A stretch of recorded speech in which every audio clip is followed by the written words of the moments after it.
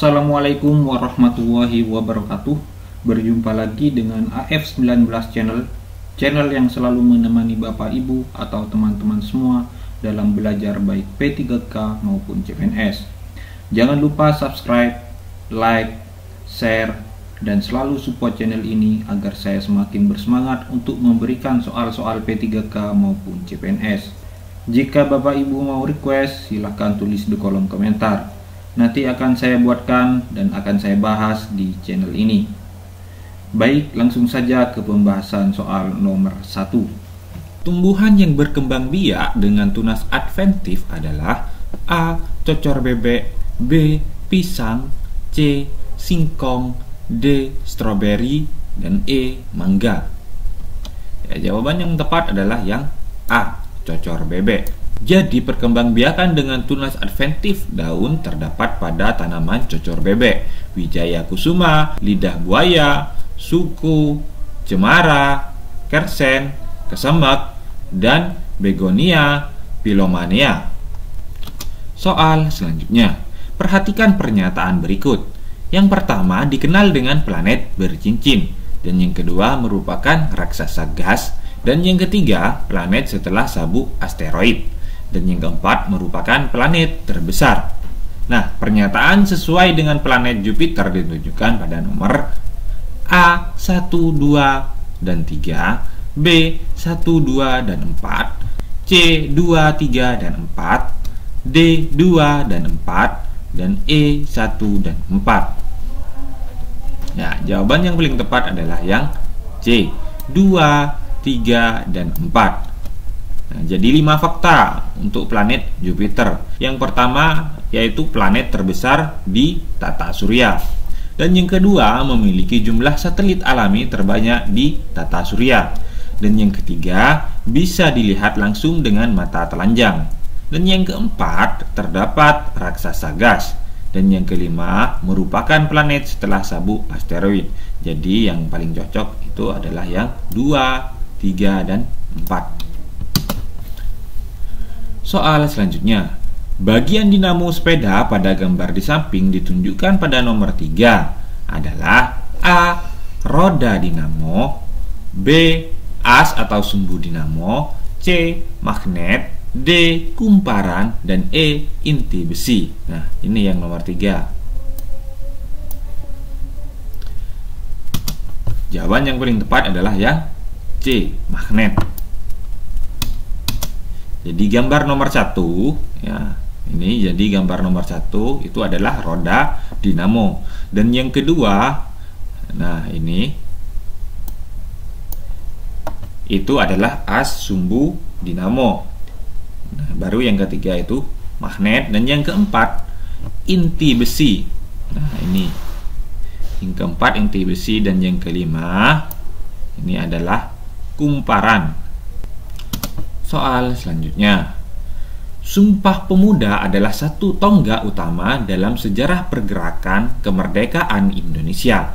Ikrar ini dianggap sebagai kristalisasi semangat untuk menegaskan cita-cita berdirinya negara Indonesia. Tujuan Sumpah Pemuda adalah A. Membuat kokoh dan tebal rasa persatuan dan kesatuan bangsa Indonesia, B. Membuat rasa kesukuan kuat, C. Rapat kemerdekaan, D. Mengajukan petisi ke Belanda, dan E. Memperkokoh suku Jawa.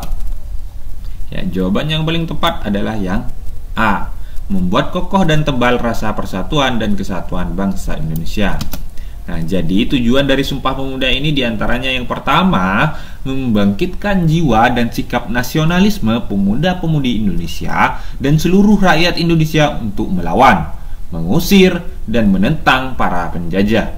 Dan yang kedua, membuat kokoh dan tebal rasa persatuan dan kesatuan bangsa Indonesia. Dan yang ketiga, memperluas usaha-usaha dan kegiatan agar tercapainya kemerdekaan Indonesia. Dan yang keempat, menghilangkan rasa kedaerahan yang selalu menjadi penghalang rakyat Indonesia untuk bersatu. Dan yang kelima, melaksanakan cita-cita untuk mengumpulkan seluruh pemuda Indonesia. Soal selanjutnya, kaktus memiliki batang yang tebal bertujuan untuk A. Menyimpan air dan makanan, B. Berfotosintesis, yang C. Untuk bertahan hidup, yang D. Menguatkan apabila diterpa angin, yang E. Menambah keindahan. Jawaban yang paling tepat adalah yang A. Menyimpan air dan makanan. Nah, kita masuk ke pembahasan ya. Kaktus mempunyai batang yang tersusun dari jaringan spon. Bukan hanya dilapisi dengan lilin, tetapi pada batang kaktus juga terdapat jaringan spon.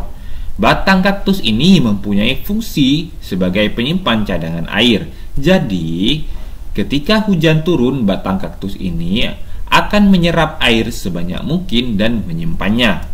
Jadi, hal ini menyebabkan batang kaktus terlihat menggelembung, dan ketika musim kemarau tiba, batang kaktus akan terciut atau mengerut karena cadangan air terpakai.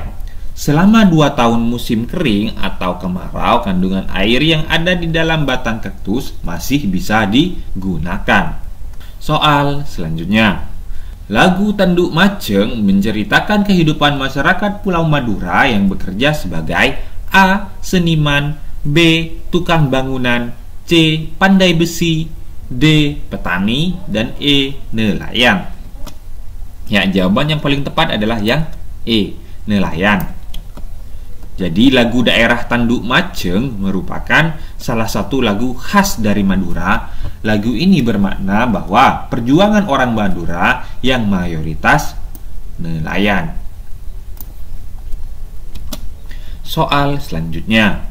Contoh tumbuhan yang berkembang biak dengan geragih adalah A. Kentang, B. Stroberi, C. Bawang putih, D. Wortel, E. Cocor bebek. Jawaban yang paling tepat adalah yang B. Stroberi. Geragih adalah salah satu alat perkembangbiakan vegetatif alami pada tumbuhan. Biasanya, tumbuhan yang berkembang biak dengan geragih memiliki batang yang lunak. Contohnya, yang pertama itu stroberi, dan yang kedua arbei, dan yang ketiga semanggi, yang keempat pegagan atau antanan, dan yang kelima rumput teki, dan yang keenam rumput gerinting.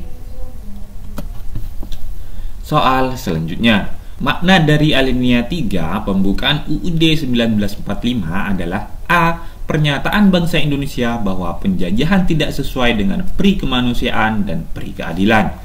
Dan yang B.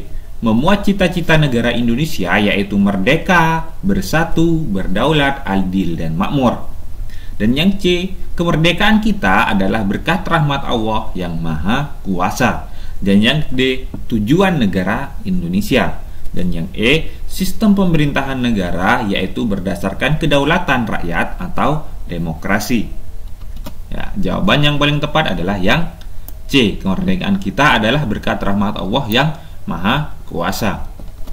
Jadi makna pembukaan UUD 1945 alinea ketiga, motivasi spiritual yang luhur bahwa kemerdekaan kita adalah berkat rahmat Allah yang Maha Kuasa. Soal selanjutnya.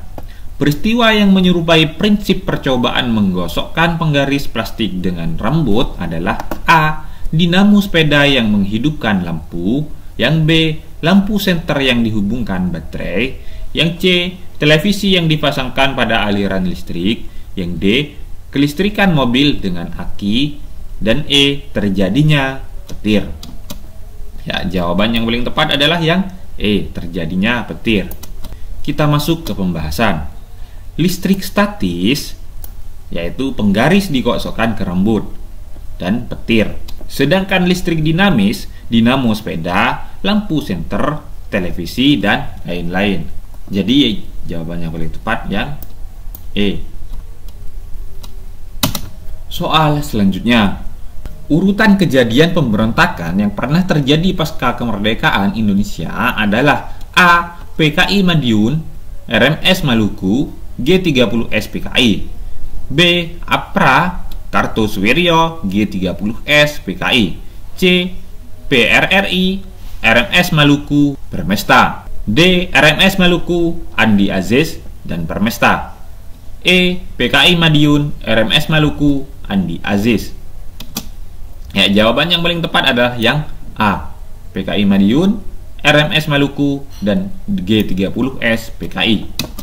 Jadi urutan kejadian pemberontakan pasca kemerdekaan adalah yang pertama, PKI Madiun pada 18 September 1948. Dan yang kedua, pemberontakan Darul Islam Kartosuwiryo pada 19 Desember 1948. Dan yang ketiga, peristiwa APRA di Bandung pada 23 Januari 1950. Dan yang keempat, peristiwa Andi Aziz di Ujung Pandan pada 5 April 1950. Dan yang kelima, peristiwa RMS di Maluku pada 1 November 1950. Dan yang keenam, pemberontakan Ibnu Hajar di Kalimantan Selatan. Dan yang ketujuh, pemberontakan PRRI di Sulawesi pada 1958 sampai dengan 1961. Dan yang kedelapan, pemberontakan Permesta di Sulawesi pada 1958 sampai dengan 1961. Dan yang kesembilan, pemberontakan G30S PKI pada 30 September 1965. Sekian dulu video kali ini, semoga video ini bermanfaat. Semoga Bapak Ibu lolos P3K tahun ini. Semangat terus. Wassalamualaikum warahmatullahi wabarakatuh. Here we go.